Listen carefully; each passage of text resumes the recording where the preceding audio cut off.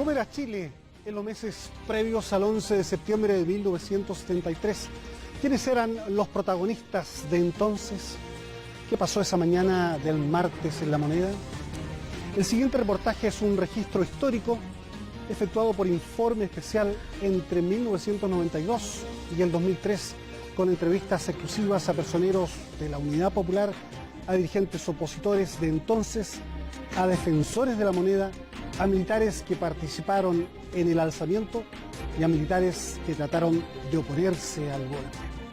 Algunos de ellos ya no están vivos, otros no han vuelto a hablar sobre este tema públicamente. Sus testimonios son claves para entender lo que pasó en Chile hace 40 años. Esto es Informe Especial. Compañero Salvador Allende Gómez.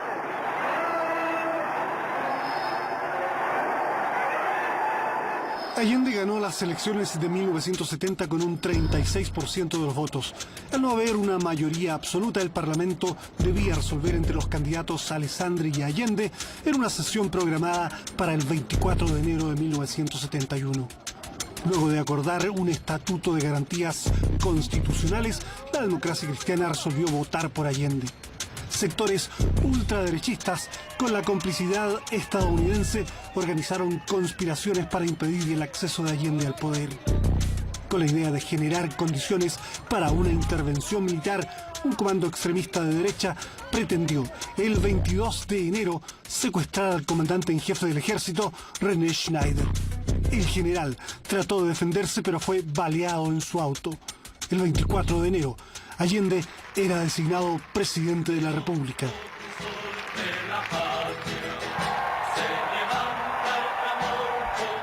Al día siguiente, Schneider murió debido a la gravedad de sus heridas. Después de 3 intentos fallidos, Allende llegaba a La Moneda y algunos, como el presidente Richard Nixon, no disimularon su contrariedad.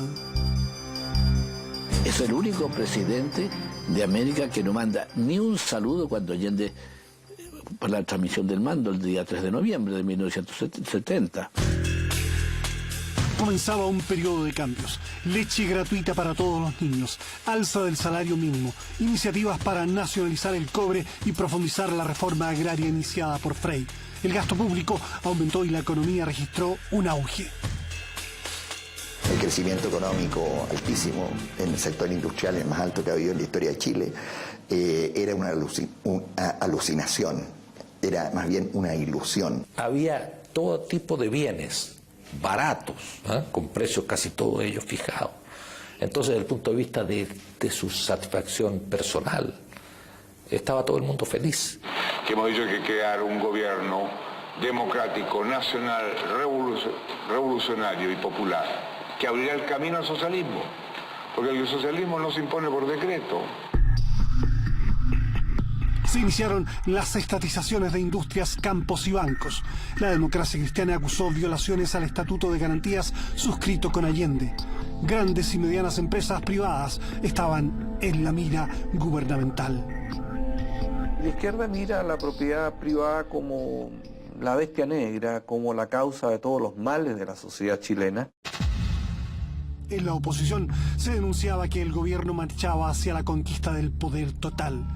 La izquierda más radical acusaba al gobierno justamente de lo contrario y no avanzar en la revolución. En la Unidad Popular no hay ningún partido hegemónico, pero están presentes 2 partidos de la clase obrera, partidos revolucionarios, partidos marxistas, y por último, compañero, el presidente de la República es un socialista. La exuberancia económica del primer año de la UP dio paso a problemas de abastecimiento. Fue desempolvado un viejo decreto que permitía al gobierno intervenir en presas. La oposición denunció los resquicios legales y los empresarios se prepararon para resistir. Orlando Sáenz fue elegido presidente de la Sociedad de Fomento Fabril. Tenía 35 años cuando le quitaron su maestranza. Y el gobierno, a través de un decreto de paralización, puso un interventor y nos fuimos, los socios nos fuimos para la casa. La Unidad Popular triunfó en las elecciones municipales del 71 con más del 50% de los votos. El camino al socialismo parecía más despejado y aumentaban las aprensiones de la oposición. Me sigue pareciendo un grave error del presidente Allende es la frase de marzo del 71, no soy presidente de todos los chilenos, soy presidente de la Unidad Popular. Utilizar un triunfo en la elección municipal para, sobre esa base, avanzar hacia el establecimiento de una dictadura del proletariado. El 8 de julio de 1971, un comando de extrema izquierda asesina al ex vicepresidente de la República, Edmundo Pérez Sujovic, uno de los hombres más cercanos al expresidente Eduardo Frei Montalva y a quien se responsabilizaba de excesos policiales. El exministro iba en el auto con su hija. El tipo se bajó con una ametralladora ya a punto de disparar, se puso al lado de papá y le disparó a escasos centímetros, varias ráfagas de ametralladora, y gritando algo contra él que no me acuerdo exactamente qué era. Denuncio ante el pueblo de mi patria que este odioso crimen representa una deliberada provocación destinada a alterar la marcha institucional de nuestro país. Le planteo al presidente que nosotros no teníamos confianza en el director de investigación. Y lo curioso, que nunca se me ha olvidado, es que antes que el presidente me contestara y antes que el director de investigaciones ahí presente protestara, habló el general Pinochet. Y el general Pinochet dijo que el ejército tenía confianza en el servicio de investigaciones y que era el servicio de investigaciones el que debía realizar esa tarea. Uno de los pocos momentos de unidad nacional se produjo cuando todos los partidos aprobaron la nacionalización de la gran minería del cobre, desatando las iras del mayor enemigo externo de la Unidad Popular, Richard Nixon. Shelley, of course, is interested in obtaining loans from international organizations where we have a vote. And I indicated that wherever we had a vote, where Chile was involved, that unless there were strong considerations on the other side, that we would vote against them. Este país no será base de ningún país, solo base de Chile para los chilenos. Ni base norteamericana ni base soviética.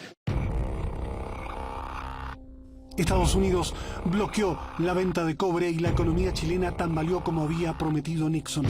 La inflación aumentó, las divisas se escasearon y la crisis económica se hizo galopante mientras proseguían las tomas de industrias. Hoy procede a hacerlo en relación con los monopolios textiles privados, que procurará incorporar en forma rápida al área de propiedad social. Se trata de las plantas y empresas que componen el Grupo Yarur, el Grupo Sumar Sociedad Anónima, el Grupo Said, el Grupo Irma, las empresas Rayonil, Textil Progreso y Oveja Tomé. Mi diagnóstico es que aquí o destruimos este régimen o Chile va a ser una dictadura del proletariado al más puro estilo castrista. Se extendió el desabastecimiento. La gente tenía dinero, pero no había que comprar. Se acusaba al comercio de acaparar productos para aumentar los precios, fomentar el mercado negro y la sensación de caos. Nos empezamos a descapitalizar, porque a nosotros se nos obligaba a vender de acuerdo al precio de factura comprado, al anterior, aunque ya hubiese adquirido el mismo producto a precios nuevos. La polarización política y social aumentó con la visita de Fidel Castro. Se anunció que estaría unos pocos días, pero se quedó 3 semanas. Alguien dijo por ahí que esa visita como el pescado a los 3 días está pasado. Salvador Allende estaba francamente molesto, diría yo, con la prolongación de la visita. Pero a su vez, Él, para decirlo claramente, no se atrevía a decirle a Fidel, mira Fidel, ya hemos cumplido, tú, yo, estamos muy agradecidos, pero hasta luego. Había un propósito fundado, proclamado, sostenido, ¿no?, por la extrema izquierda para llevar a Chile al lado de Cuba, al lado de la Unión Soviética. ¿De quién era amigo Fidel Castro cuando dice que era amigo de los chilenos, amigo de Chile, ¿no? De la derecha no era amigo, obviamente. Del centro no era amigo porque su posición con respecto a Eduardo Frei Montalva era terriblemente negativa. En un discurso público Fidel Castro hizo una metáfora diciendo que el gobierno de Frei Montalva era como la prostituta del imperialismo. El Partido Comunista era acremente criticado por Fidel Castro, incluso maltrataron a Pablo Neruda. Fidel Castro trabajaba con el MIR. Él era muy temeroso y así lo declaró públicamente en el Estadio Nacional, del fascismo. O sea, él estaba convencido de que iba a venir, digamos, una ofensiva fascista en Chile.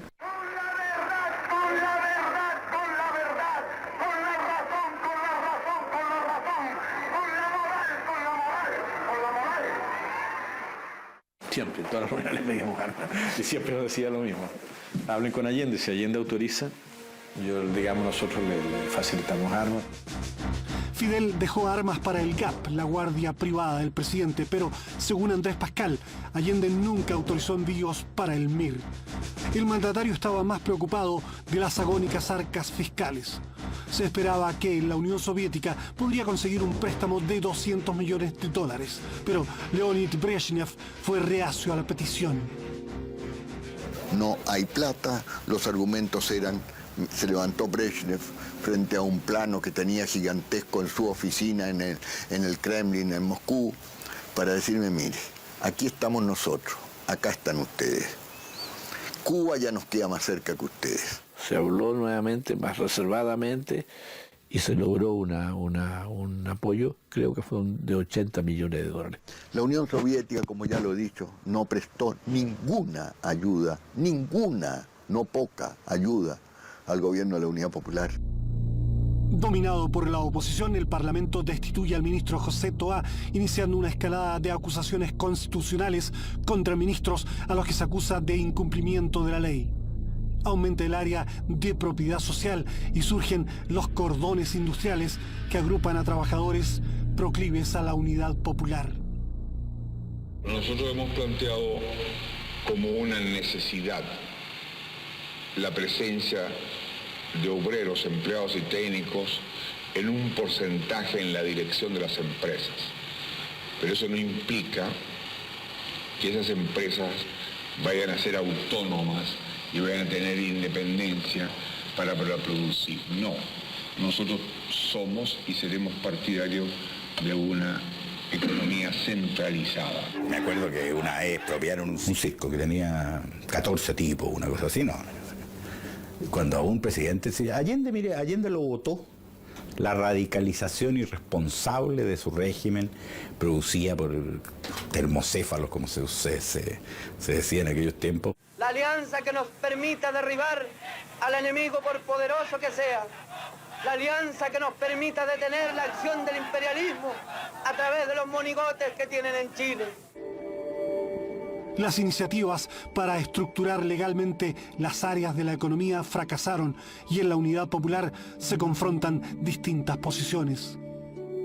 Creo que Salvador Allende cometió un error muy grave cuando, al asumir la presidencia, al asumir la candidatura, se comprometió a gobernar en todo de acuerdo con sus partidos.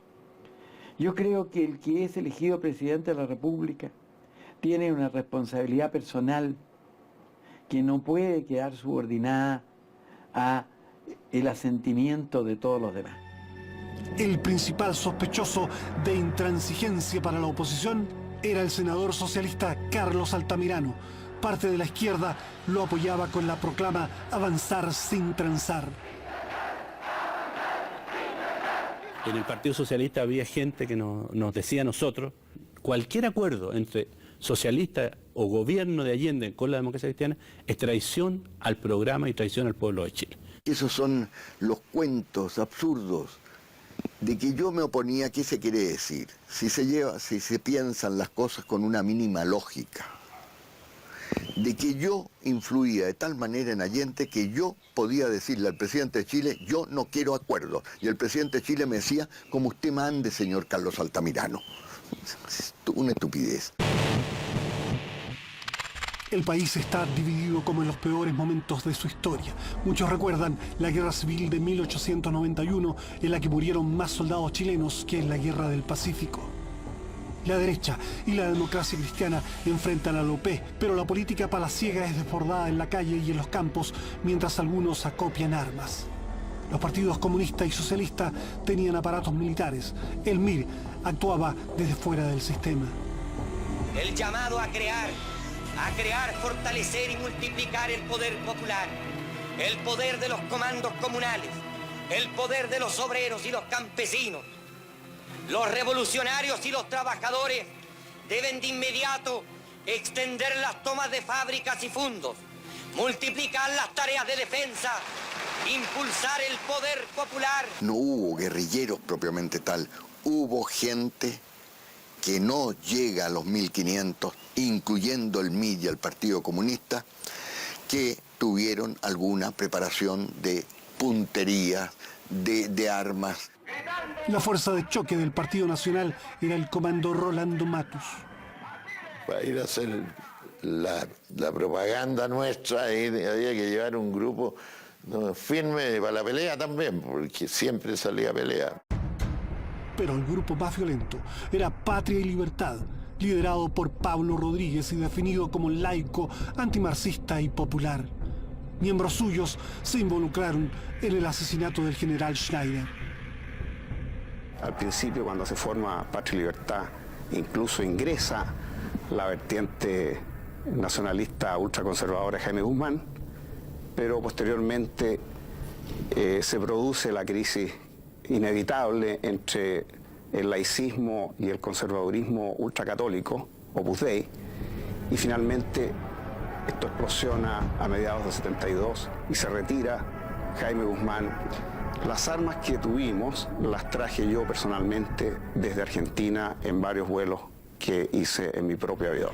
Nosotros movilizamos a los campesinos y ocupamos las tierras, digamos, a puertas cerradas simplemente. A las acciones revolucionarias del MIR se suman actos de sabotaje de Patria y Libertad, que operaba con casi 1000 paramilitares. La Central de Inteligencia Norteamericana, CIA, canaliza millones de dólares para ayudar a los partidos de oposición, a los principales diarios opositores y a los gremios movilizados contra Allende. Era tan clara la forma en que buscábamos la plata a través del empresariado internacional, que si ellos hubieran querido inyectar plata en nuestra causa, no necesitaban nada de hablar con nadie, era cuestión de que movieran un par de peones. Levantemos los crespones del paro indefinido, determinante y hasta las últimas consecuencias. Para octubre tuvo una larguísima gestación, tuvimos muchos meses viendo si era factible. El paro de los camioneros empezó el 10 de octubre. Los gremios estaban dispuestos a jugarse al todo por el todo.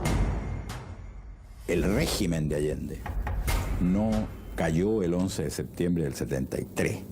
El régimen de Allende terminó en octubre del 72. Al paro se sumó la oposición, la extrema derecha y grupos radicalizados de las Fuerzas Armadas también estaban actuando.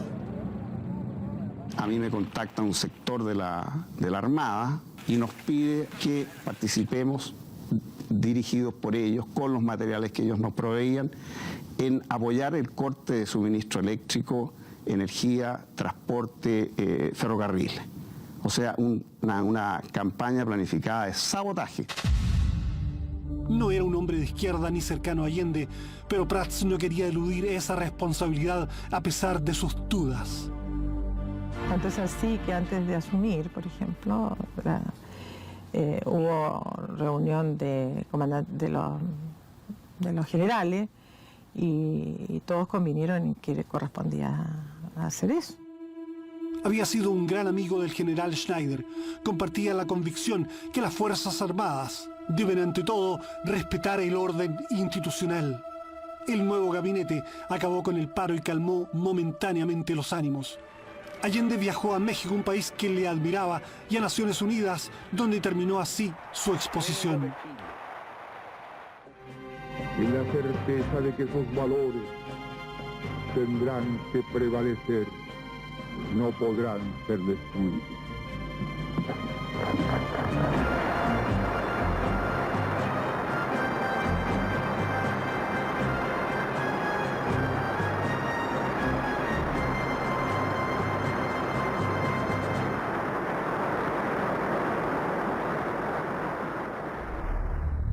La oposición apoyó el cambio que les daba garantías para las elecciones de marzo, pero algunos oficiales ya pensaban en un cambio mayor y para ello se conectaron con economistas opositores.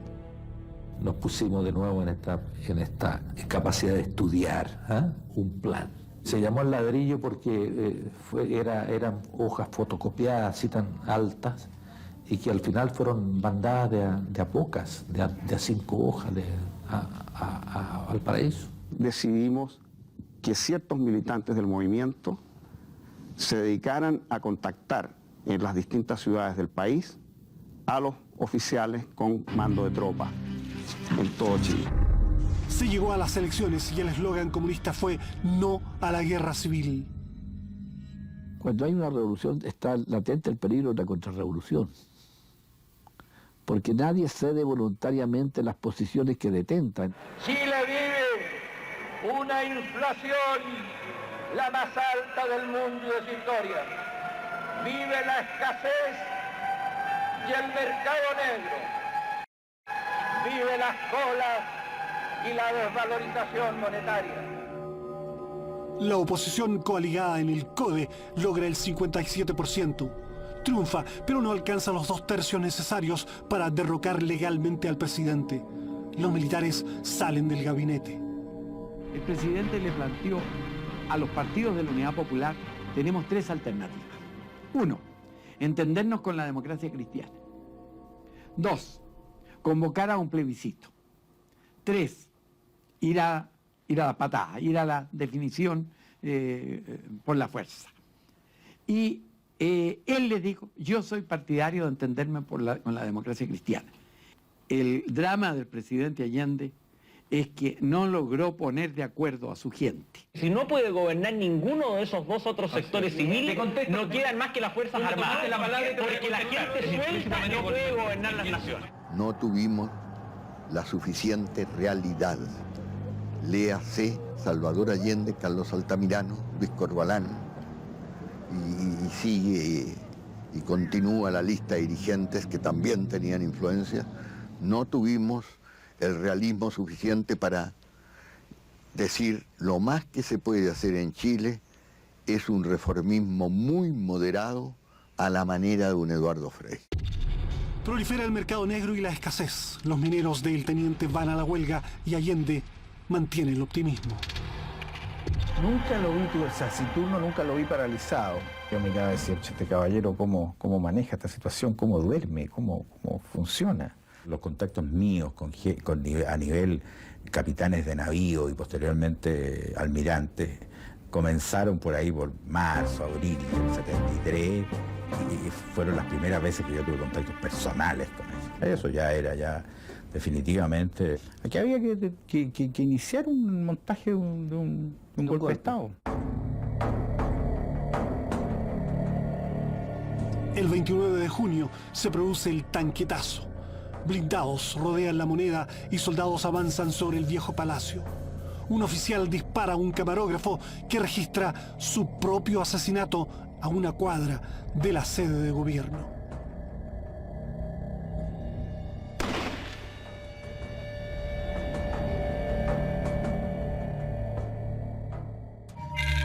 Con el apoyo de varios regimientos y la colaboración del general Pinochet, Prats sofoca la intentona golpista dirigida por el coronel Super y Patria y Libertad. Es aplastado entonces por los mandos, las cúpulas militares que estaban en el plan maestro del golpe, el golpe digitado por el gran empresariado de Chile, por Estados Unidos y por la derecha. Para ellos nuestro intento de golpe casi al principio les molesta, pero después les sirve porque eso de qué reacción tiene, qué capacidad de reacción tiene la Unidad Popular frente al golpe definitivo. Y se ve entonces que la Unidad Popular no tenía capacidad de respuesta militar ante un golpe de Estado. La Iglesia veía con preocupación la crispación política. Aunque mantuvo respetuosas relaciones con el gobierno marxista, rechazó la propuesta sobre la Escuela Nacional Unificada que afectaba un área católica prioritaria. El progresista cardenal Raúl Silva Enríquez señaló que llegó el momento de desarmar los espíritus y las manos. Allende llamó entonces a dialogar a Patricio Aylwin. Y anuncio que la directiva ha decidido aceptar la invitación del presidente y que yo iré mañana a las 11 de la mañana a hablar con el presidente de la República. Y ahí se produce una gran rechifla. Una gran rechifla. Pero nosotros estábamos preparados. Conocíamos que el ánimo de la gente no estaba para negociaciones. Decía, no, si esto no va para más. Y entonces teníamos apostados a la juventud, a Gute, a Caco Latorre, a Ricardo Ormazábal, en distintos lugares, y esa gente empieza a aplaudir. Con entusiasmo, y sí, y al grito, Juventud Chilena adelante, en fin, y tiene que ir presidente. Y entonces yo, insisto, la determinación mía y del partido, de la directiva, es que voy a ir. Yo sentía que había una enorme responsabilidad. Y por eso yo creía que no podíamos dejar de hacerlo.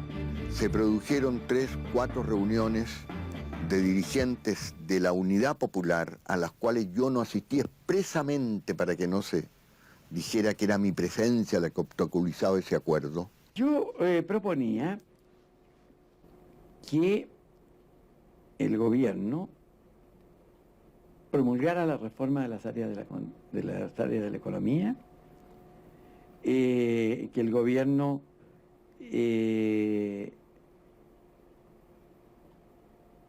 formara un gabinete que inspirara confianza al país.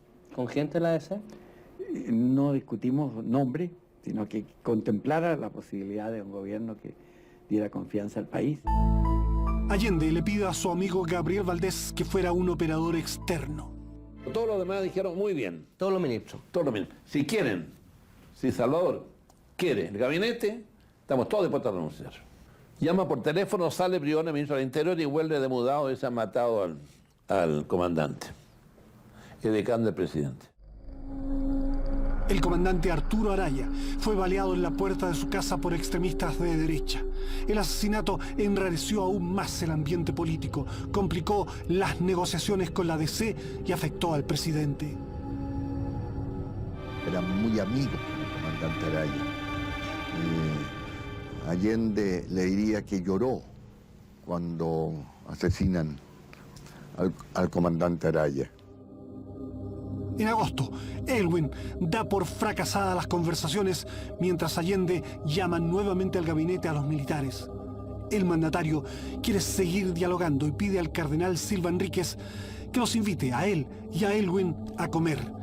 La prensa habló de la última cena. Me dijo tú que de aquí Dios quiera que algo salga. Quiero que tú estés presente, de modo que no se filtre las conversaciones, que tú tomes del personal de la casa la comida y la sirvas, pero que te sientes con nosotros para que seas testigo de fe. Yo llegué a las 9, pero el presidente Allende llegó a las 11 de la noche. Se disculpó porque estábamos en plena huelga del transporte y él había tenido un desacuerdo con el ministro de Transporte, que era el general Ruiz, y llegó diciendo que había traía la renuncia del general Ruiz y la mostró como un signo de victoria. Lo que yo le dije, presidente, no esté contento por esto, no recuerdo que le dije, no va por ahí la cosa, porque el retiro del general Ruiz significó que asumía la comandancia en jefe de la Fuerza Aérea, el general Lee, que era mucho más peligroso que el general Ruiz.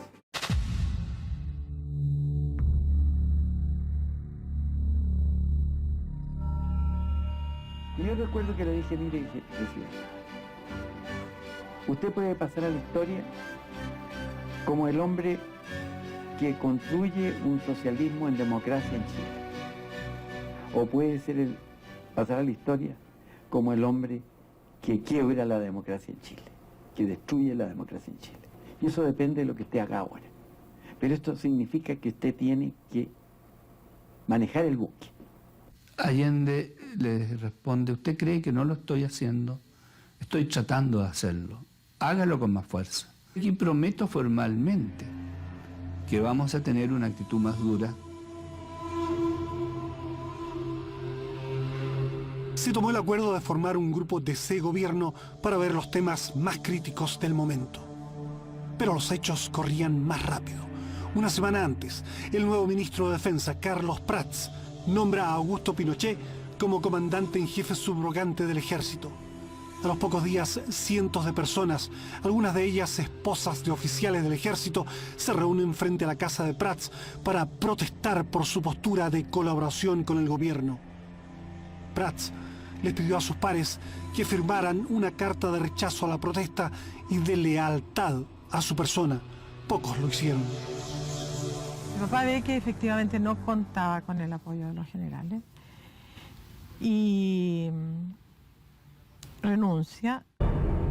Allende nombra al general Augusto Pinochet como jefe del ejército por ser el hombre de confianza de Prats y a quien ayudó a sofocar el tanquetazo.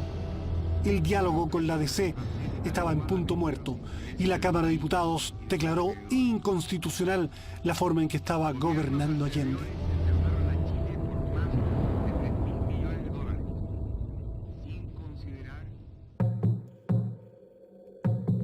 Las simpatías a favor y en contra del gobierno están divididas en las Fuerzas Armadas. Un creciente sentimiento anti-UP choca con la voluntad de algunos uniformados partidarios del gobierno. Otros mantienen una estudiada reserva de sus opiniones. No hay que meterse mucho, esa es mi experiencia. En el ejército no hay que meterse mucho, pero hay que ser vivo, sí, hay que tener buen olfato. Más del 80% en que categóricamente decían que había que hacer desaparecer el gobierno de la Unidad Popular, completa. Y incluso de que tenía que desaparecer el presidente. Y cuando los militares hablan de neutralizar, de desaparecer, significa eliminar, o sea, matarlo. El complot de la FACH es coordinado por los generales Nicanor Díaz Estrada y Gustavo Lee, quien asumirá el mando de la institución después de la forzada renuncia del general César Ruiz Danjó. Al entonces capitán Jaime Donoso no le cupo dudas que se preparaba un golpe militar cuando, cumpliendo funciones como oficial de ronda, decidió revisar pasada la medianoche la Academia de Guerra, encontrándose con un cabo que le impedía el acceso a una reunión secreta. Irrumpí en la puerta de forma violenta, golpeé la puerta con el pie y la abrí y me di cuenta que estaban todos estos generales reunidos con sus estados mayores y que estaban haciendo una práctica, lo que se llama un juego de guerra, y eso yo lo conocía porque recientemente había sido alumno de la Academia de Guerra y vi que el objetivo del juego de guerra era la moneda y Tomás Moro, y la casa del presidente Tomás Moro. Entonces a mí ya ahí no me quedó ninguna duda de que se estaba planificando un golpe de Estado, pero absolutamente ninguna duda. Se lo comuniqué a mis amigos, a Vergara, a Carbacho y a Isinena, a todos capitanes que nos juntábamos en la universidad donde íbamos a clase, y ahí ya nos sentimos más motivados para hacer la denuncia directa al presidente de la República. Frente a la denuncia, Allende no actuó o no pudo actuar. Más preocupante parecía ser la llama del descontento naval. Habían unos letreros que llamaban a la subversión de la gente, que se pegaban en las calles, etc. Era una situación tan tensional que yo dije, mire, si esta cuestión si seguimos así, yo pesco un fusil, me voy al cerro y voy a ir a matar a comunistas, para decirlo francamente, porque esa era Era mi objetivo personal. El Armada rápidamente, sin que se hubiese un decreto supremo, el comandante en jefe de la Armada Real era prácticamente el almirante Merino. Yo lo dije 1000 veces, viene un enfrentamiento armado, pero no provocado por nosotros, sino provocado por la derecha, provocado por el golpismo naval y provocado, obviamente, lo que hoy día es obvio para todo el país, por la CIA. Históricamente no ha existido una revolución desarmada. Semanas antes del golpe proclamó que ante la violencia de la derecha y el imperialismo, el pueblo está en condiciones de incendiar y detonar el país desde Arica a Magallanes en una heroica ofensiva libertaria y patriótica. Respondimos nosotros añadiendo más benzina, añadiendo más combustible a la hoguera. Es cierto de que muchos de los discursos que se decían entonces y de mis discursos producían un miedo y un terror dentro de la derecha mucho mayor del que yo jamás imaginé. De manera de que está lejos de mí sostener de que fue pura violencia a la derecha. Evidentemente, en nuestro accionar, en nuestra retórica, había elementos que condujeron a esa radicalización, ya esa polarización, ya esa violencia en definitiva. Acá hubo tomas que no tenían justificación, que no ayudaban. Hubo en esto extralimitaciones, hubo lo que yo he mencionado, ultraizquierdismo, que favorecieron realmente al adversario. El flamígero lenguaje de Altamirano y la irresponsabilidad de dirigentes ultraizquierdistas que pretendían acelerar el tranco revolucionario con grupos armados, tomas de fábricas y campos, tenía su contraparte en el sabotaje de las brigadas de Patria y Libertad, destinado a estrangular el abastecimiento de las grandes ciudades. Así que era imperativo cortar también el flujo de cargas a través de ferrocarriles, y eso se hace cortando puentes. No volando el Mayeco, porque eso sería un daño estructural, sería como la antipatria estar haciendo algo así. Comandos de Patria y Libertad desatan una oleada terrorista para interrumpir el transporte caminero, la electricidad y la distribución de combustible. Lo más sorprendente del sabotaje es que fue organizado por oficiales de la Armada que estaban complotando contra Allende. ¿Qué oficiales le propusieron eso? Había un capitán de la Marina, cuyo nombre no voy a dar porque no es pertinente aún, que trabajaba en el equipo del almirante Merino.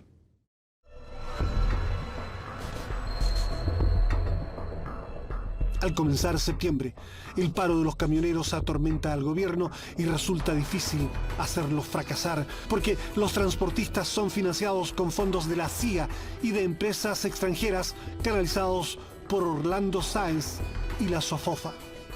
La producción industrial y agropecuaria se desploma. La ineficiencia, la politización y la indisciplina laboral causan estragos en las empresas estatizadas. La situación de Chile se torna angustiosa.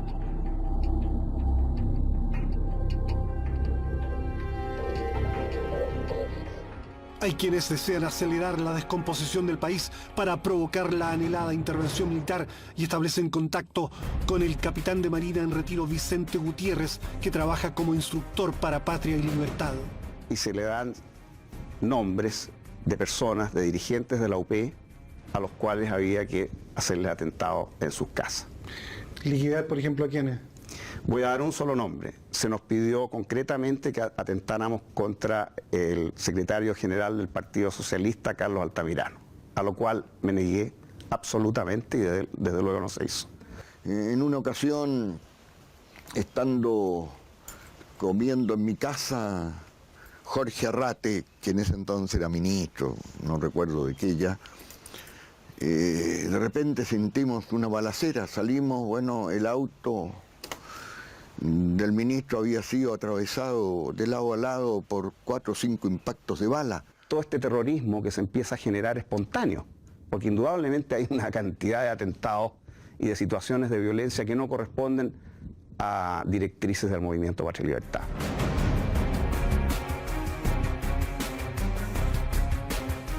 La política se hace en las calles y la intervención militar está en boca de todos.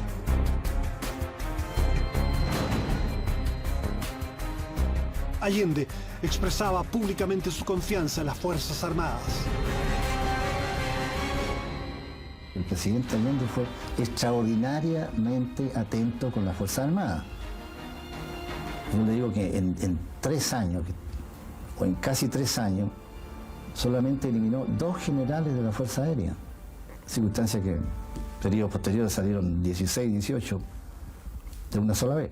Fue la lealtad ejemplar de las Fuerzas Armadas de mi patria, fuerzas profesionales, respetuosas de la voluntad popular, la que aplastaron a la insolencia imperialista y a la propia reacción chilena. Frente a los militares, Allende prohibió, digamos, que se trabajara una labor de inteligencia hacia los militares, básicamente porque, digamos, temía una provocación. El mandatario diseña diferentes estrategias para desarticular el golpe. Una opción rechazada es nombrar ministros a los demócratas cristianos Fernando Castillo Velasco y a Domingo Santamaría. No estaban dispuestos a tenderle una salvavidas a este gobierno, que no tenían mayor razón. Ya Eduardo Frei estaba demasiado comprometido en una lucha ya no solo anti-Unidad Popular, sino que anti-Allende. El Partido Comunista fue partidario de entenderse con nosotros. El Partido Radical fue partidario de entenderse con nosotros. El Partido Socialista dijo que por ningún motivo. El MAPU por ningún motivo. El MIR por ningún motivo. Allende no obtuvo del Partido Socialista de ese momento el apoyo político que necesitaba. Un gobernante habría debido cortar por lo sano y escoger él el camino que hubiera creído más adecuado. ¿Usted responsabiliza a la democracia cristiana que no se haya llegado a un acuerdo? Sí. ¿La piedra en el camino aquí parecía ser Altamirano y el Partido Socialista? Fundamentalmente Altamirano y la corriente predominante en el Partido Socialista, unida al MIR, unida al MAPU, que mantenían posiciones también irreductibles. ¿Ellos serían, a su juicio, los principales responsables de lo que pasó en Chile?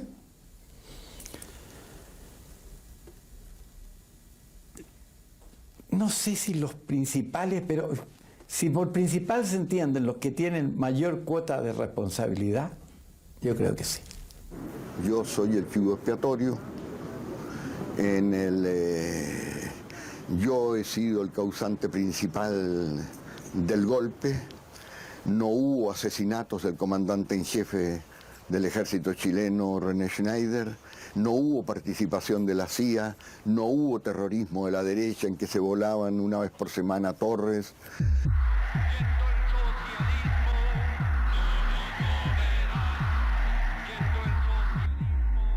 Sectores izquierdistas están convencidos que hay que prepararse para lo que denominan ofensiva fascista y patronal. Yo no tuve noticias en cuanto a una fecha fija en que se iba a producir la intervención militar, digamos, o el pronunciamiento, o el golpe, como quiera llamarse, ¿no? Pero sabía que tenía que venir. La derecha lo que quería era echar a Allende, y nosotros no estuvimos nunca en esa posición de echar a Allende, porque Allende era el presidente constitucional del país. Don Eduardo Frei pensaba que no había otro camino que el término del gobierno de Allende. No es que él estuviera fragando un golpe militar, él no tuvo ninguna intervención en ese sentido. Lo que sí yo le puedo decir categóricamente, que el Partido Demócrata Cristiano, cuando se produjo el golpe militar como una consecuencia irremediable y la única salida posible que tenía el país, como una necesidad del país para salir de ese estado de cosas, el Partido Demócrata Cristiano lo aceptó el golpe. Pinochet aparecía como un hombre leal al presidente y solo se incorporó a la conjura recién el 7 de septiembre. El almirante Merino, quien ya dirige de hecho a la Armada, envía un emisario a Santiago informando la fecha del golpe y pidiendo las firmas de los otros comandantes en jefe.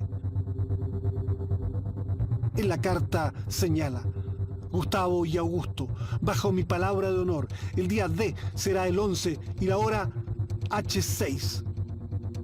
Pinochet, quien aseguró haber planificado la operación para el 14 de septiembre, acepta la imperativa cronología de la Marina. En el último periodo Salvador Allende estaba muy tenso, muy preocupado de la situación. Yo recuerdo que tuvimos una conversación en La Moneda con él unos 10 días antes del golpe militar, una tarde, concurrimos los dos, Arturo Girón y yo, y nos preguntó, por ejemplo, si teníamos pasaportes. Dijimos, no, nosotros no sacamos pasaportes.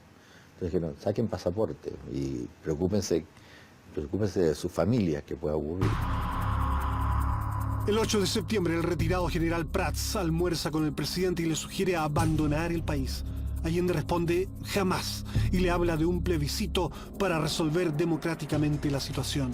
Allende tenía el apoyo incondicional del general Augusto Pinochet Ugarte, del jefe de la Marina, del jefe de la aviación, de otra serie de generales que no quiero ni nombrarlos porque algunos de ellos estuvieron en contra del golpe, otros cambiaron, los Brady, los Urbina, almirante.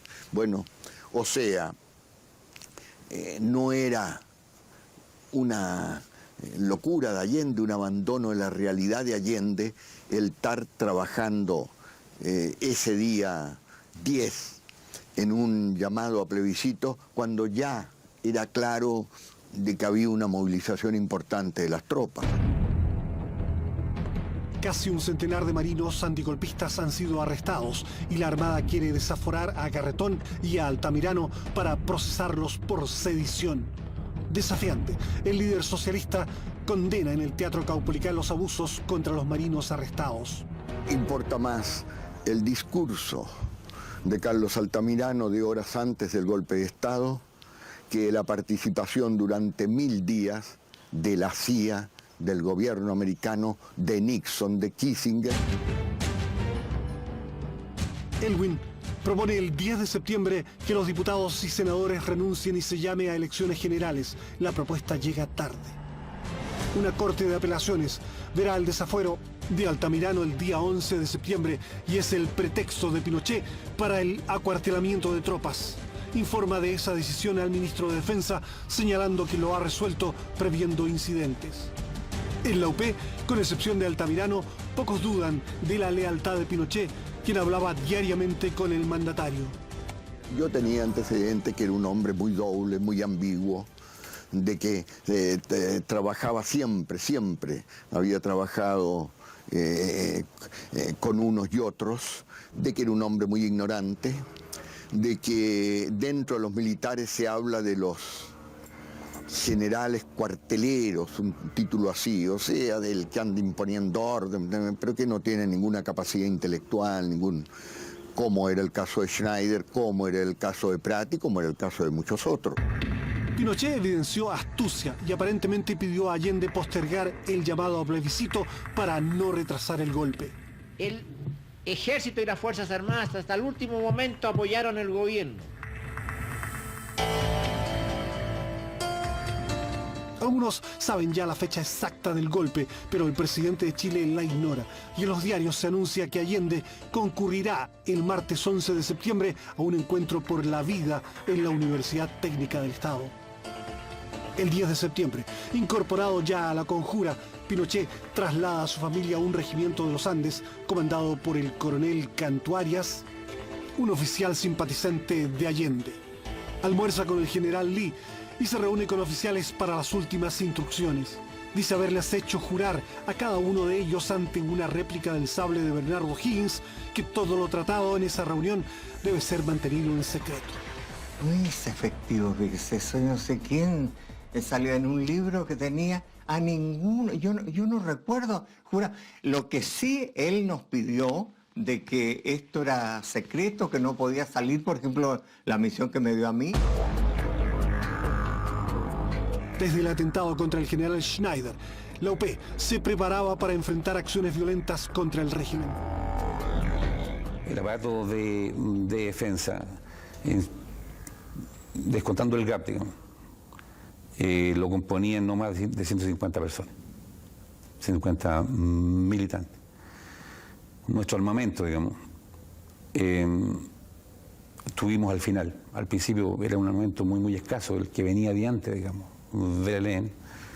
Tuvimos armamento que nos llegó el año 73, que eran AK-47, es decir, Kalashnikov 47 de factura coreana, con 120 tiros.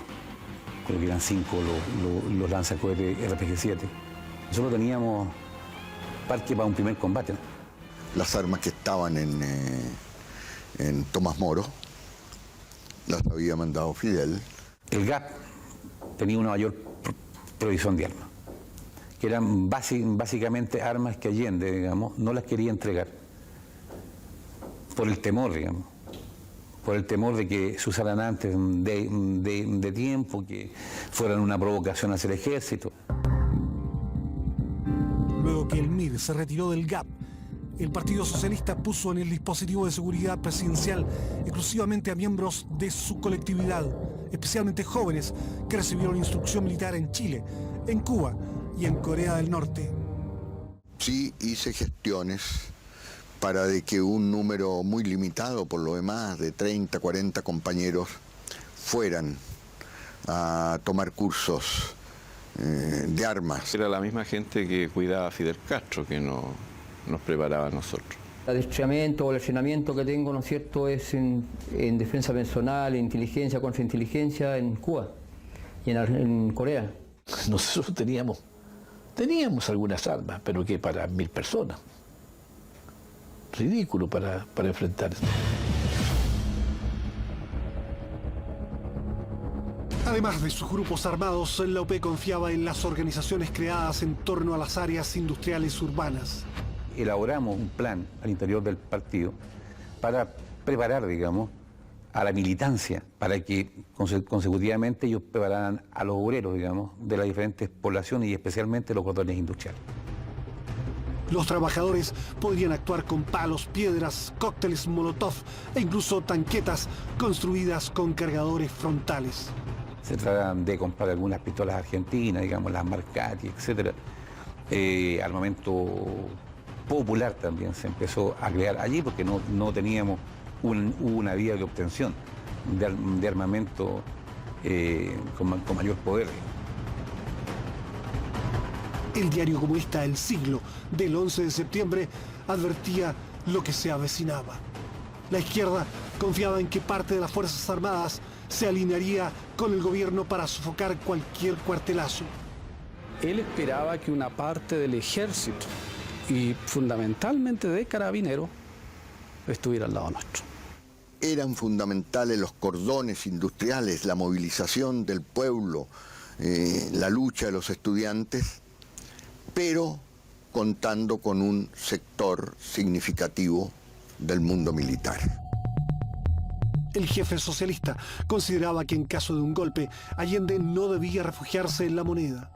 Algunos de sus correligionarios estimaban que debía buscar apoyo en las poblaciones y en los cordones industriales.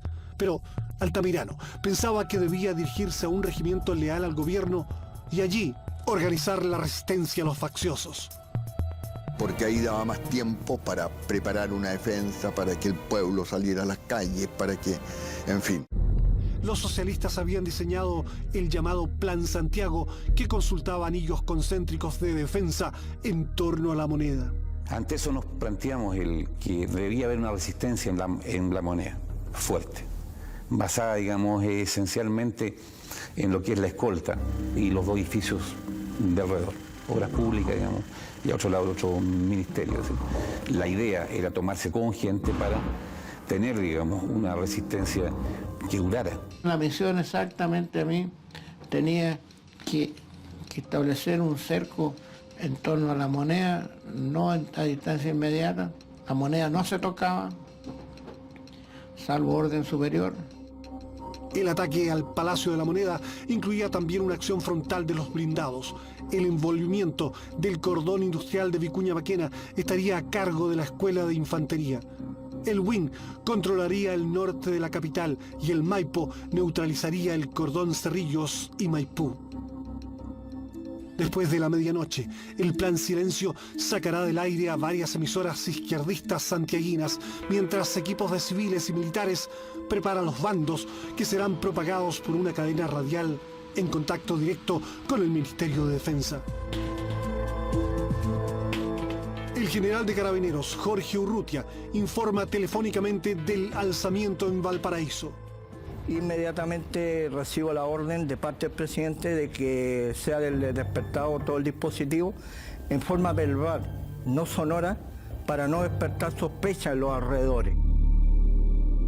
A las 5 de la mañana, los Hawker Hunter, armados con 4 cañones de 30 milímetros y cohetes Snevis Sura, son alistados en Concepción para una misión que provocará impacto mundial. A las 6 de la mañana, los desplazamientos castrenses son demasiado evidentes. La escuadra está en Valparaíso y los hombres de Merino ocupan instalaciones claves del puerto y localidades vecinas. En un departamento de las Torres San Borja se activa la central de comunicaciones del aparato militar del Partido Socialista. Se empieza a avisar a todo el mundo. Y nosotros teníamos un lugar de concentración. El aparato tenía un lugar de concentración que estaba, digamos, en el Parque Cormo. Allende está en pie, mientras proliferan las señales de alarma. Pinochet no responde las llamadas del ministro de Defensa, Orlando Letelier, y Lee está inubicable. Allende decide ir a la Moneda y los jóvenes de la Guardia Presidencial cogen rápidamente algunos lanzacohetes y ametralladoras pesadas. A las 7:30, el ministro Orlando Letelier es detenido por subalternos en el Ministerio de Defensa. A las 7:45, Pinochet llega atrasado al cuartel de Peñalolén para dirigir las operaciones del día. Su ayudante, el coronel Osvaldo Zavala, dice que no está de acuerdo con el golpe, siendo inmediatamente arrestado. Informaciones confirmadas señalan que un sector de la marinería habría aislado Valparaíso y que la ciudad estaría ocupada, lo cual significa un levantamiento en contra del gobierno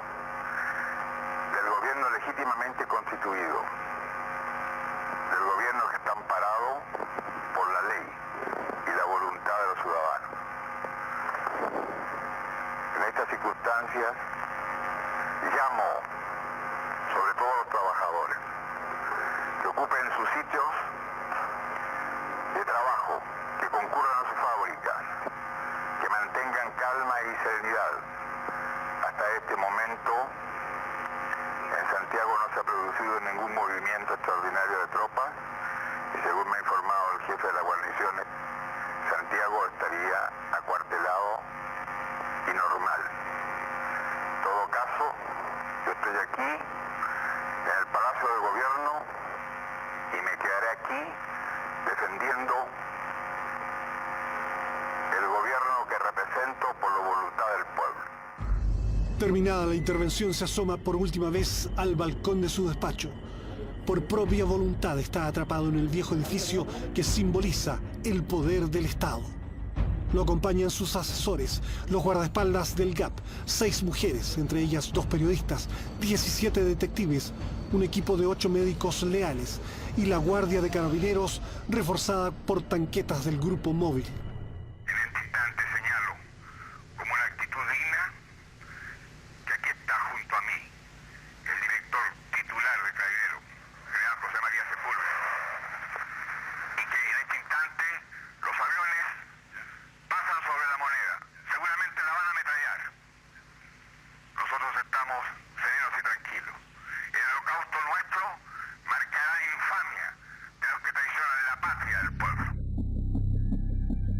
Los carabineros se preparan para la defensa y aquí se les ve transportando municiones a La Moneda.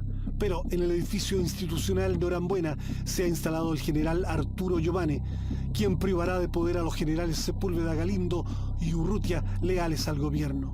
Se ordena que 8 miembros del GAP se instalen en el Ministerio de Obras Públicas. Disponen de fusiles AK, una ametralladora .30 y un lanzacohetes. Y conformamos una escuadra en la defensa con una ametralladora 30 que era óptimo desde el tercer piso. El presidente Allende llama a su amigo español Víctor Pey y le pide que ubique al general Carlos Prats, a quien se le había proporcionado un departamento en prevención de atentados. Me preguntó por él, yo sabía dónde estaba. Me pidió que le llamase por teléfono. Yo traté de ubicar al general Prats por teléfono, pero él ya no contestó los teléfonos del departamento donde supuestamente tenía que estar. Vengo saliendo de La Moneda y el presidente está decidido a mantener el gobierno. Eso es lo que él dijo y no tiene ninguna vacilación al respecto. A las 8 de la mañana, fuerzas especiales de carabineros que responden a las órdenes del general Mendoza capturan la Intendencia de Santiago.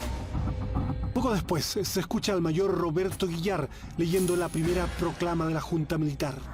Las Fuerzas Armadas y Carabineros de Chile declaran, primero, que el señor presidente de la República debe proceder a la inmediata entrega de su alto cargo a las Fuerzas Armadas y Carabineros de Chile. Yo me impuse de que se había formado una junta de gobierno cerca de las 9 de la mañana. Los trabajadores de Chile pueden tener la seguridad que las conquistas económicas y sociales que han alcanzado hasta la fecha no sufrirán modificaciones en lo fundamental. Cuarto, la prensa, radiodifusora y canales de televisión adictos a la unidad popular deben suspender sus actividades informativas a partir de este instante. De lo contrario, recibirán castigo aéreo y terrestre. La prensa, radiodifusora y canales de televisión adictos a la unidad popular deben suspender sus actividades informativas a partir de este instante. De lo contrario, recibirán castigo aéreo y terrestre. En ese bando se insta a renunciar al presidente de la República. No lo haré. Notifico ante el país la actitud increíble de soldados que faltan a su palabra y a su compromiso. Hago presente mi decisión irrevocable de seguir defendiendo a Chile en su prestigio, en su tradición, en su norma jurídica, en su constitución. Señalo mi voluntad de resistir con lo que sea, a costa de mi vida, para que quede la lección que coloque ante la ignominia y la historia a los que tienen la fuerza y no la razón. Antes de que apareciera la declaración de la Junta, y cuando se sabía que venía un golpe, él mostró preocupación por el general Pinochet. ¿Dónde estará Pinochet?, dijo, preocupado realmente. Firmado Augusto Pinochet Ugarte, general de ejército, comandante en jefe del ejército. Toribio Merino Castro, almirante, comandante en jefe de la Armada. Gustavo Lee Guzmán, general del aire, comandante en jefe de la Fuerza Aérea de Chile. Y César Mendoza Durán, general, director general de Carabineros de Chile. Más el señor Mendoza, general rastrero, que solo ayer manifestara su fidelidad y lealtad al gobierno, también será nominado director general de Carabineros. La Plaza de la Constitución aparece totalmente desierta. Solo giran en torno a ella periodistas, tanto chilenos como extranjeros, que están siguiendo las alternativas de lo que esta mañana está ocurriendo en Santiago de Chile. Al final de las bocacalles, en todas las que llegan hacia el Palacio de Gobierno, el público que ha sido detenido a regular distancia por fuerzas de carabineros. Incluso en las fuerzas de carabineros hay división. Unas están apoyando a la Junta Militar y otras al gobierno constitucional.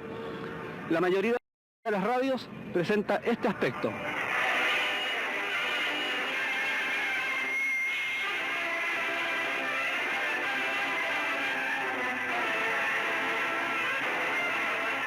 Bandas militares interpretando himnos en los cuales cada ciertos minutos se inserta la proclama inicial de los oficiales de las 3 ramas de las Fuerzas Armadas y Carabineros que encabezan el movimiento iniciado esta mañana, 11 de septiembre, en Santiago de Chile. Allende empezó a usar el casco que le regaló el comandante Arturo Araya durante el tanquetazo de junio y el Kalashnikov con la inscripción a Salvador de su compañero de armas Fidel Castro. La figura que tuve de Allende en ese momento es que era un hombre que se estaba preparando realmente para una gran batalla. Al edecán aéreo Roberto Sánchez se le encarga ofrecer un avión al presidente. Le digo yo todo esto, que las instrucciones que me habían dado, le digo al presidente, vámonos de Chile, yo lo voy a dejar, yo después vuelvo con el avión, esas son las instrucciones que tengo. Y él dice, comandante, vaya a decirle a su jefe de que yo de aquí La Moneda no me rindo ni me muevo y me voy a matar. Coordinando el golpe desde el Ministerio de Defensa está el vicealmirante Patricio Carvajal, quien horas antes había disipado hábilmente las suspicacias de las autoridades del país. El edecán naval me dijo que el presidente anda con un fusil ametralladora y que tenía 30 tiros y que el último tiro se le iba a disparar en la cabeza. Es el ánimo que estaba hasta hace unos minutos atrás. Si esas son novelas, nomás te puedo no se dispara ni una batida al goma.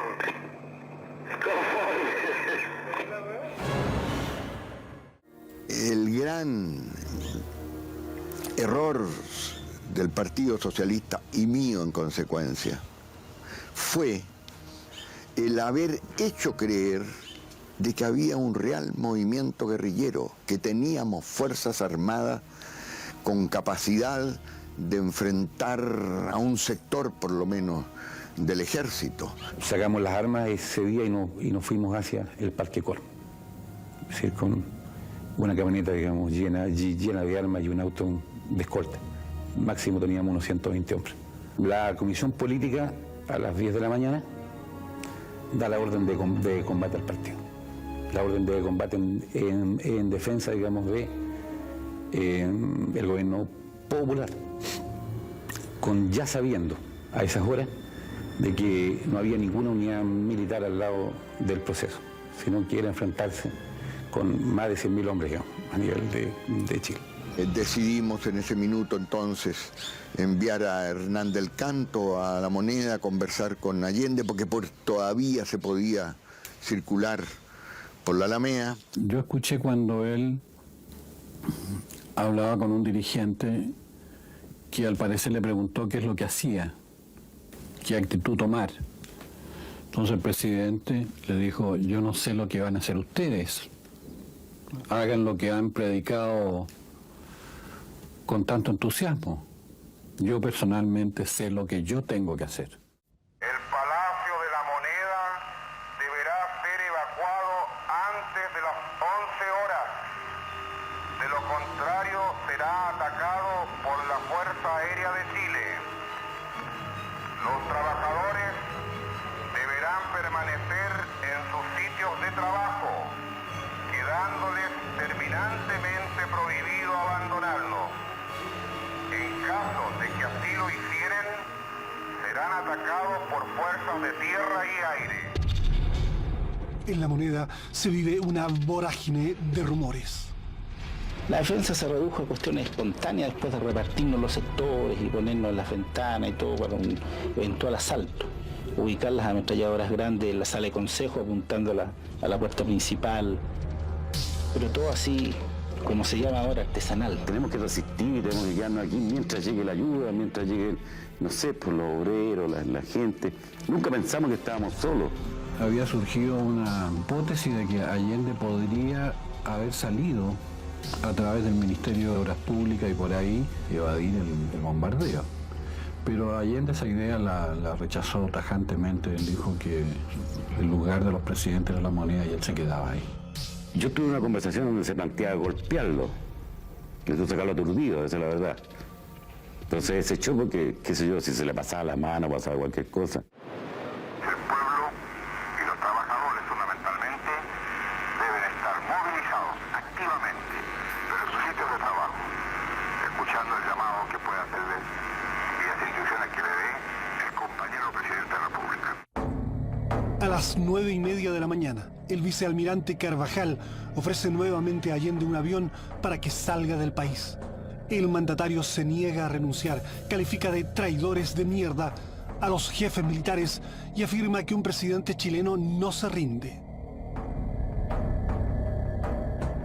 Yo de personalmente con él le intimé rendición en nombre de los comandantes en jefe y contestó con una serie de garabatos nomás. O sea, quiere decir que a las 11 cuando lleguen los primeros pericos, allá hay que lo que va a pasar. A las 11 en punto se bombardea. Evacúe la moneda, va a ser más fácil asaltarla. Una vez bombardeada, asaltado con el WIN y con la infantería. Hay que decirle a él. Esta será seguramente la última oportunidad en que me pueda dirigir a ustedes. La Fuerza Aérea ha bombardeado las torres de Radio Portales y Radio Corporación. Seguramente Radio Magallanes será callada y el mital tranquilo de mi voz no llegará a ustedes, no importa. Lo seguirán oyendo. Siempre estaré junto a ustedes. Por lo menos mi recuerdo será el hombre digno que fue leal a la lealtad. Colocado en un tránsito histórico, pagaré con mi vida la lealtad del pueblo. Y les digo que tengo la certeza que la semilla que entregáramos a la conciencia digna de miles y miles de chilenos no podrá ser cegada definitivamente. Tienen la fuerza, podrán avasallarnos, pero no se detienen los procesos sociales, ni con el crimen, ni con la fuerza. La historia es nuestra y la hacen los pueblos. Trabajadores de mi patria, el capital foráneo, el imperialismo, unido a la reacción, creó el clima para que las Fuerzas Armadas rompieran su tradición, la que le enseñara Schneider y que reafirmara el comandante Araya. Víctimas del mismo sector social que hoy estará en sus casas, esperando con mano ajena reconquistar el poder para seguir defendiendo sus granjerías y sus privilegios. Me dirijo al hombre de Chile, al obrero, al campesino, al intelectual, aquellos que serán perseguidos, porque en nuestro país el fascismo ya estuvo hace muchas horas presente en los atentados terroristas, volando los puentes, cortando la línea férrea, destruyendo los oleoductos y los gasoductos, frente al silencio de los que tenían la obligación de proteger. Estaban comprometidos. La historia los juzgará. Trabajadores de mi patria, tengo fe en Chile y su destino. Superará otros hombres este momento gris y amargo donde la traición pretende imponer. Sigan ustedes sabiendo que mucho más temprano que tarde, de nuevo abrirán las grandes alamedas por donde pase el hombre libre para construir una sociedad mejor. ¡Viva Chile! ¡Viva el pueblo! ¡Vivan los trabajadores! Allende pide a sus asesores y a aquellos que no sepan disparar que abandonen la moneda. De una manera poética y casi surrealista les dice: el que tenga un campo por sembrar y el que tenga un hijo por nacer, que se vaya. Les pide a las mujeres que abandonen.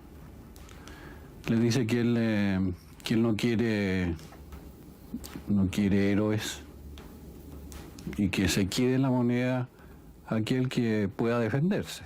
La mayor parte de los médicos estaban agrupados en una piececita chica que había en el primer piso. Y yo fui a decirle, porque el que quisiera se podía retirar. Ninguno quiso hacerlo realmente. El Palacio de la Moneda deberá ser evacuado antes de las 11 horas. De lo contrario, será atacado por la Fuerza Aérea de Chile y fuerzas terrestres. A carabineros que se encuentran en la Moneda se les pide que abandonen de inmediato.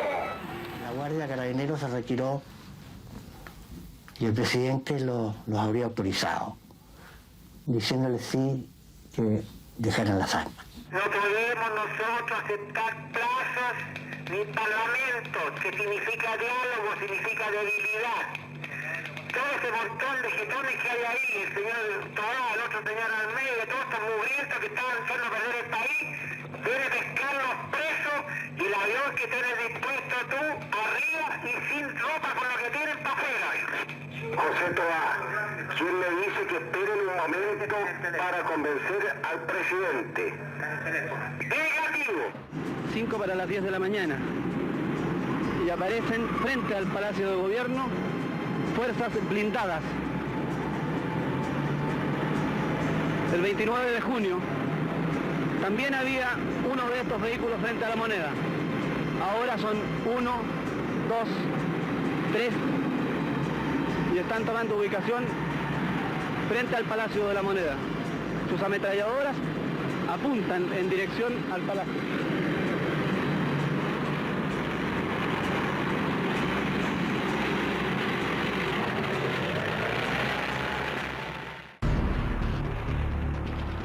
Mientras los tanques se despliegan y empiezan a escucharse disparos, cientos de empleados públicos quedan atrapados en sus oficinas, mientras otros inician una estampida hacia sus casas. Me acaban de informar de que habría intención de parlamentar. Rendición incondicional, no hay parlamentar. Rendición incondicional. Bien, conforme. Rendición incondicional y se le toma preso ofreciéndole nada más que respetarle la vida, digamos. La vida y su integridad física y enseguida se le va a despachar para otra parte. Conforme. O sea que se mantiene el ofrecimiento de sacarlo del país. Se mantiene el ofrecimiento de sacarlo del país. Pero la vida se cae y cuando vaya a volar. Conforme. Conforme. Hay carabineros y soldados, y a medida que se acerca la hora ultimátum que las Fuerzas Armadas han dado al presidente de la República, en el centro de la ciudad se escuchan más y más detonaciones de armas de fuego, de gran poder de fuego. ¿Y se sabe algo ya desde la Moneda? No, absolutamente nada, porque ya en esto hace cosa de 5 minutos dejó de transmitir la última radio de la Marcita que estaba en este momento en funciones, que era la radio Magallanes.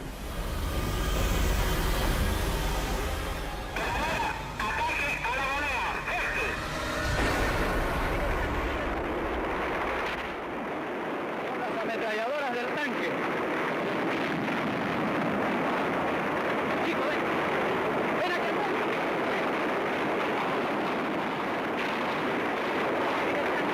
Pinochet parece tener ahora el control total del operativo militar. Se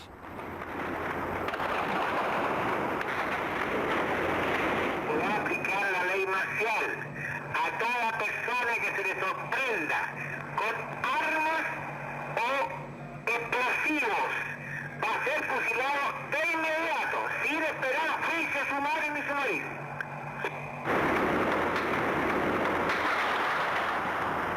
Las ametralladoras de los tanques barren las viejas y gruesas paredes de la Moneda, mientras los defensores, dirigidos por el propio presidente, responden el fuego.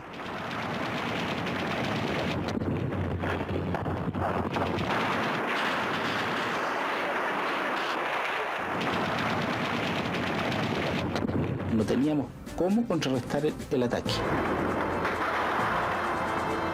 Nos llevaron al rato una pieza, la única pieza que había así como bajo el subterráneo, porque empezó inmediatamente el ataque de tanques, de infantería.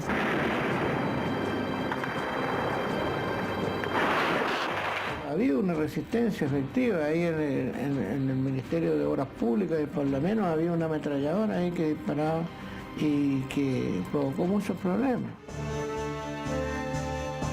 Cuando nosotros terminábamos de disparar, nos cambiábamos inmediatamente de piso o de ventana. Y eso que creo que significó que los militares creían que ahí había pero cualquier cantidad de gente. Están disparando contra esta habitación. Dale, Martínez. Habitación 1321 del Hotel Carrera. Trabajábamos con el colega uruguayo, Luis Oneto. Las fuerzas militares, al ver las cámaras de televisión, dispararon también contra este departamento. Hay impactos en el techo. Somos 4 periodistas los que estamos en el interior del departamento, nadie está herido.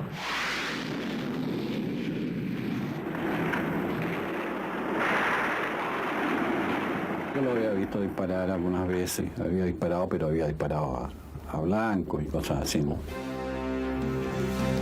En un momento, Allende se nos perdió. Entonces me pidieron que fuera a buscarlo porque estaba en la secretaría y daba hacia Moneda, ¿no?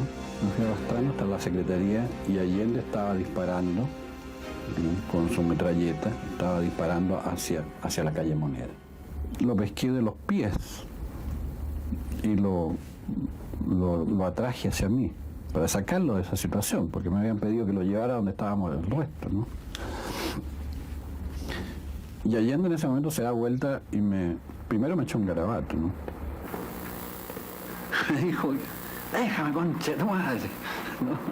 Pero después se dio cuenta que era yo quien estaba ahí.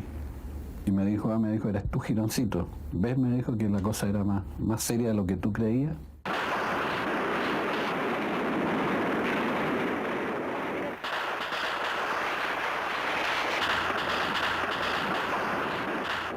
Los tanques dispararon 79 cañonazos contra la Moneda, abriendo forados en su recia arquitectura dieciochesca.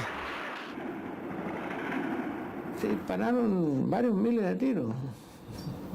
Las cifras que me dieron a mí eran 57.000 tiros cuando se hizo la contabilidad. El Palacio de la Moneda deberá ser evacuado antes de las 11 horas. De lo contrario, será atacado por la Fuerza Aérea de Chile.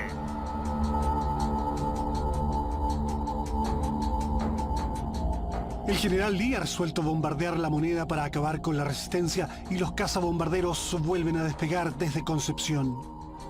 Y la segunda operación fue batir la Moneda y la residencia de Tomás Moro, que se negaban a rendirse y hacían nutrido fuego de armamento liviano y pesado que estaba causando muchas bajas.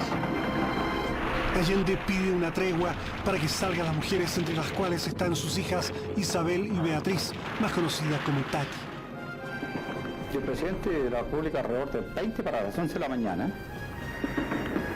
me llamó para pedir una prórroga en el ataque para hacer salir a las mujeres que habían en la Moneda. Y hasta ese último minuto me dijo, Verónica, tienes la obligación de salvarte, tienes que contar lo que ha sucedido hoy acá. Después de rogarnos, explicarnos, al final dijo, yo les exijo, dijo, tienen que irse. Y ahí fue Beatriz, mi hermana, la primera que reaccionó, dijo, bueno. General Díaz, aquí General Lee, cambio. Mi general, en este momento sale del ministerio un jeep a la Moneda a retirar 6 mujeres. Será cuestión de 3 minutos para que aguante el ataque, cambio. Déjense de labores dilatorias y de mujeres y de jeep. Yo voy a atacar de inmediato, cambio y terminado. Conforme. Esperen un momento los aviones de la Moneda porque van a salir las mujeres. Ahí, gente. Cuando salimos era un silencio, pero un silencio impresionante. Y lo que se veía era, por supuesto, militares que se alejaban, carabineros que se estaban alejando y corrían. Pero los aviones todavía no pueden atacar porque deben reabastecerse de combustible. Yo no partí porque yo había decidido quedarme hasta el final al lado del presidente. Después en el patio me abrazó y me dijo que sabía que yo me las arreglaría de alguna manera para desobedecerle. No es que haya desobedecido, no oí cuando las hizo salir la última vez. Con un retraso de 50 minutos, los aviones inician sus embestidas contra La Moneda. Se ha resuelto no usar bombas, sino cohetes Sura y P-3. Nosotros estamos precisamente en este instante, el fuego se intensifica, como culminando el ataque que ha debido... Y de repente sentimos los aviones y ahí sentimos el silbido de las bombas nosotros.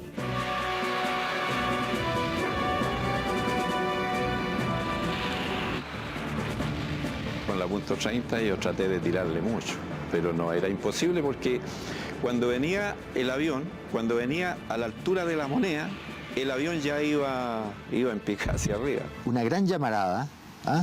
Y después una vibración extrema, digamos, en que se rompían vidrios y cosas.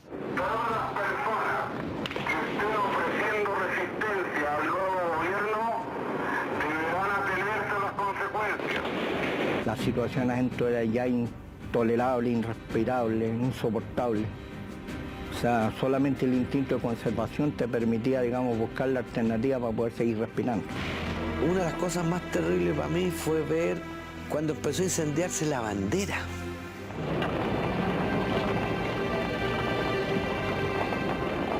Era una cosa que me desgarraba porque me hacía ver que estábamos solos.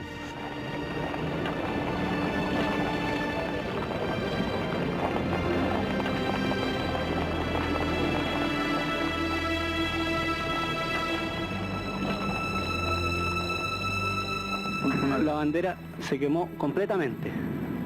El pabellón nacional que ondeaba en lo alto del Palacio de Gobierno de Chile, del Palacio de Gobierno de Santiago, fue consumida por las llamas. La Moneda, por lo que podemos apreciar de aquí, todavía no se rinde, a pesar de todo el daño que se ha causado en su interior. Incluso hay vehículos que están ardiendo frente al Palacio de Gobierno. Son por lo menos 3 que pertenecen a la policía y 2 particulares. El fuego continúa en forma insistente en contra del Palacio de Gobierno. Hace pocos minutos, la Junta de Gobierno anunció a través de la radio que la residencia presidencial de Tomás Moro en el sector alto de la ciudad también, al igual que el Palacio de Gobierno, fue bombardeada por aparatos de la Fuerza Aérea de Chile que participa también en el movimiento. Pasado esto, se reanuda nuevamente el combate, porque eso lo único que hizo fue quemar el palacio, pero la zona en la que nosotros estábamos no. Por lo tanto, subimos, me acuerdo, al segundo piso y seguimos. Los impactos mayores se divisan desde esta posición, a la derecha de la puerta principal, en las oficinas que normalmente ocupaba el ministro del Interior, Carlos Briones, y el subsecretario Daniel Vergara. En el tercer piso funcionaban habitualmente oficinas administrativas y la capilla del palacio. El despacho presidencial está hacia la izquierda de la puerta principal, donde se alcanzan a apreciar algunos impactos de armas de grueso calibre. La Moneda arde y los socialistas finalmente adoptan una decisión. Teníamos por un lado al partido que nos decía fuera, es decir, guarden todo y retírense, y por otro lado teníamos al presidente, que estaba trincherado en la Moneda, pidiendo, digamos, que fuéramos a apoyarlo con lo que tenía. Por cada miembro de las Fuerzas Armadas que sean víctimas de atentados, se fusilará de inmediato a 5 de los prisioneros marxistas de poder de las Fuerzas Armadas. ¿Cambio? Repito la última parte. El PC dijo que se retiraba, que ellos no combatían, porque no tenían capacidad y por tanto iban, digamos, a retirarse para hacer la resistencia futura. En La Moneda cunde la sensación de que todo está perdido. Nadie auxilia desde el exterior al cercado mandatario.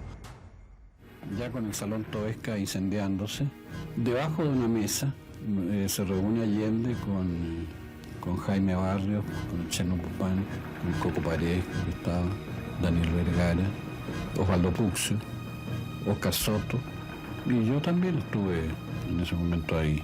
En que, bueno, le decimos a Allende, ¿qué vamos a hacer? Esto es realmente una masacre. Se hace el acuerdo que salga un grupo a parlamentar con el mando militar en el que sale el ministro Flores, el subsecretario Vergara y mi padre.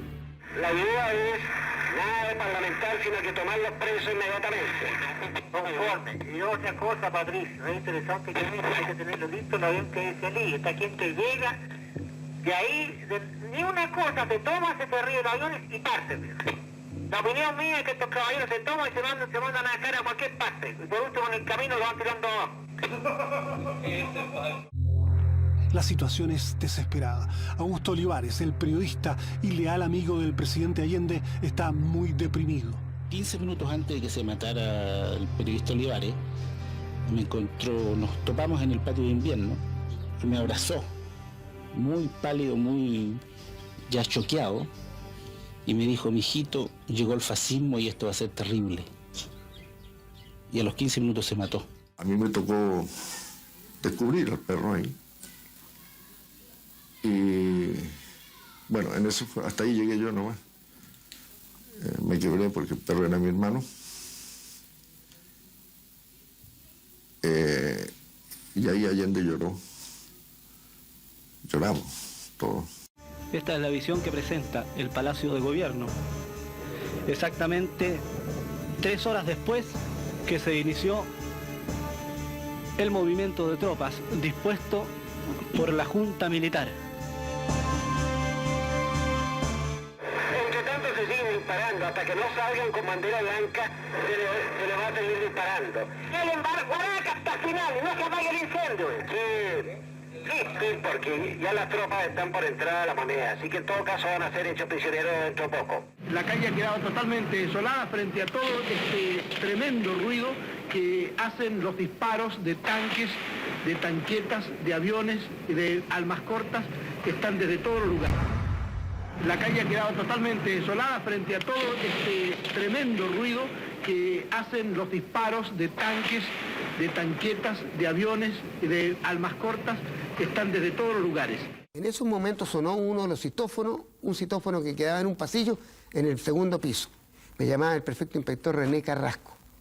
Me dijo que le comunicara al presidente que todo estaba perdido, que no había reacción favorable al gobierno, que prácticamente los militares dominaban toda la situación y que le explicara que lo mejor era rendirse. Recibí la orden de avanzar con mis tropas y de ocupar La Moneda. En un momento determinado, Allende se acercó a la mayoría del grupo y nos dijo que nos íbamos a rendir. ¿Y Allende cómo salió? No ha salido, pero lo que dice Flores es que quiere obtener unas condiciones decorosas para la entrega de Allende. No hay ninguna condición decorosa, pues puta que se imaginaba, viejo. Lo único que le podemos respetar en la vida y todavía hacemos mucho. Tenía sus decisiones de no caer preso tomadas con anticipación. Lo iban a denigrar, lo iban a vejar personalmente. Allende era una persona muy orgullosa él era muy sensible a las cosas. Y eso no lo iba a tolerar. Yo creo que eso lo había definido bastante tiempo antes. Y Allende dice, bueno, nos rendimos. Una bandera blanca, dice. Un colega encontró un palo de escoba con la cual se hizo una bandera de rendición con el delantal que yo me saqué. Yo boto mi arma y trato de bajar hacia la puerta de Morandé 80 y sacar un delantal con un palo quemado, sacar una bandera blanca. Abro la puerta, recibe varios impactos y yo pienso entre mí, no seré yo el que se va a rendir primero. Yo quiero por lo menos salir vivo, así que voy a salir al final. Los jóvenes del GAP siguen disparando desde obras públicas y solo dejan de hacerlo cuando observan salir una fila de personas desde el palacio. Aparecen violentamente una serie de compañeros nuestros que son sacados a patadas, a culatazos, medio que los paran, los ponen contra la pared y empiezan a rastrillar el arma para matarlos ahí. Ahí nosotros les disparamos a esa gente. Nosotros estábamos ahí, frente los tenemos de espalda. disparamos todos altos porque estaban nuestros compañeros ahí.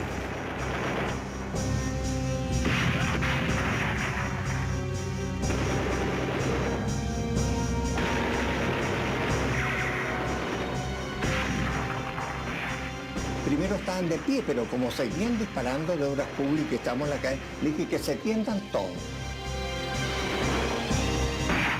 Y me toma el soldado, no me da tiempo que yo bote la pistola, y me saca afuera, ya hacia la calle, y se empieza a proteger con mi cuerpo, porque desde el edificio del frente habían tiradores que le estaban disparando a los soldados. Entonces, mientras el resto los empezaron a atender ahí en la vereda, el soldado me mantenía a mí, protegiéndose naturalmente. Y yo lo que quería era que me lanzara con el resto ahí, porque tenía menos posibilidades de que me dispararan. Oficial, de pronto me tomó de un brazo y me levantó. Me dijo, levántese, me dijo. Entonces, ¿usted quién es? Me dijo. Entonces, yo soy el doctor Oscar Soto. Entonces, el doctor me dijo, suba a la segunda planta y dígale al presidente, con estas palabras, de que tienen 10 minutos para rendirse. Entonces yo subí solo a la segunda planta por la escalera de la puerta de Morandé 80 hasta la segunda planta, y cuando voy ya llegando al rellano de la segunda planta, veo que está el presidente acompañado de otros compañeros, algunos médicos incluso. Entonces cuando me va a aparecer me dice, doctor, ¿qué pasa? Así, directamente a la distancia de 5 metros. Yo decía, el presidente, los militares han tomado ya la primera planta y dan 10 minutos para rendirse. Entonces a ellos, cuando lo escucho decir, bajen en fila uno tras otro, yo bajaré el último. Me devuelvo en contra de la corriente de los últimos que iban saliendo a buscar mi maletín. Y ya prácticamente no quedaba casi nada en el pasadizo, y como estaba totalmente oscuro, fui viendo ahí y no lo encontré, sencillamente. Ya no lo encontré, pero de repente vi una puerta abierta. Yo siento, no sé, 2 o 3 disparos, no los puedo precisar, pero es más de uno y menos de una ráfaga. Pero antes de sentirlo escucho, Allende no se rinde, Milico, con algunos adjetivos. Allende estaba sentado frente a mí, ¿no es cierto? O sea, debajo de las ventanas, en buena cuenta de la... Y a mí me pareció que en el momento de sentarse se disparaba porque la bóveda craneana voló por los aires, ¿no es cierto? Señor presidente Allende, después de disparar su metralleta sobre nuestras tropas, hago presente que hay un general herido, que un oficial le salvó la vida porque se colocó delante. El general Palacios penetra con sus fuerzas en La Moneda, donde encuentra la solitaria resistencia de un CAP que aparentemente no había recibido la orden de rendición. Y era igual que en la esa guerra, sí, porque nosotros abríamos una puerta, un suboficial se tendía y sin saber si había nadie teníamos que disparar, porque así nos disparaban. Entonces imagínense, este gallo ha descubierto, nosotros éramos más los que venían conmigo, le metieron 4 o 5 alas ahí, quedó botado. Pesqué la metralleta que tenía Allende entre las piernas y la dejé al lado, sin preocuparme de impresiones digitales, ninguna cosa de nada, porque yo dije, capaz que si me ven tan cerca de la metralleta, vayan a pensar que yo la voy a agarrar y le voy a disparar. Así que la pesqué y la dejé al lado. Y me quedé sentado ahí. El general Palacios informa lacónicamente a sus superiores. Misión cumplida, Moneda tomada, presidente muerto. Allende committed suicide and is dead now. Díganme si entienden. Entendido, digo perfectamente, cambio. Palacios deja en libertad a todos los médicos de Allende, excepto a los doctores Gijón, Bartolín y Girón, quien se desempeñaba como ministro de Salud. Un bombero fue el que me identificó como exministro de Salud. 25 para las 4 de la tarde. Comienzan a llegar hacia el Palacio de Gobierno, que continúa incendiándose, efectivos del Cuerpo de Bomberos. Que de hecho lo meten en un cajón y lo embarcan en un avión viejo junto con la familia, que el entierro lo hagan en otra parte en Cuba. Vamos a tener una pelota para ir para el entierro, si este gallo está para morir, tuvo problemas. Conforme información se va a mantener reservada. Entonces. Mientras el doctor Gijón permanece junto al cadáver del mandatario, las 49 personas que se han rendido, incluyendo a detectives y miembros del GAP, permanecen en la calle con las manos en la nuca. Los tenían a todos tendidos, cuando de repente un tanque que estaba frente a la Galería Antonio Vara, de la escotilla de arriba, un militar comienza a pedirle permiso al general. Le dice: permiso, mi general, para pasarle el tanque en la cabeza a estos marxistas tales por cuales. Y veo que el tanque sube su oruga, o sea, de la calle hacia la vereda, y se comienza a ir encima de nosotros. Cuando iba unos 3, 4 metros antes del primero de la fila, gente del Ministerio de Obras Públicas, que había quedado, ¿no es cierto?, a las 8 de la mañana dentro del ministerio, comienza a gritar. Entonces ordenan parar el tanque y evacuar el edificio del Ministerio de Obras Públicas. Cuando bajé, veo a uno que está culateando a uno de los guerreros. Y le grité: mire, soldado, eso no se hace, eso es un crimen. A un hombre que se rinde en todas las guerras no se le trata como usted. Y además nosotros no somos animales ni... Así que si usted lo vuelve a hacer, yo lo voy a sancionar. Y eso lo escucharon los que estaban tendidos y ahí respiraron. Nidia Contreras, la secretaria de Allende, conocida como La Payita, trae en sus manos la declaración de la independencia que le confió Allende. El documento le es arrebatado por un soldado y luego destruido. La Payita fingiría después un ataque de nervios, pudiendo fugarse, pero su hijo, detenido antes por carabineros, aparecería asesinado en el río Mapocho. La caída de la moneda y la muerte de Allende resultan devastadoras para la resistencia en el sur de Santiago. Ya el marchar hacia el centro dejaba de tener sentido, digamos. Y por tanto, digamos, se da la consigna de el retirarse esa noche. Porque ya las informaciones eran que había cesado la resistencia en todo Chile.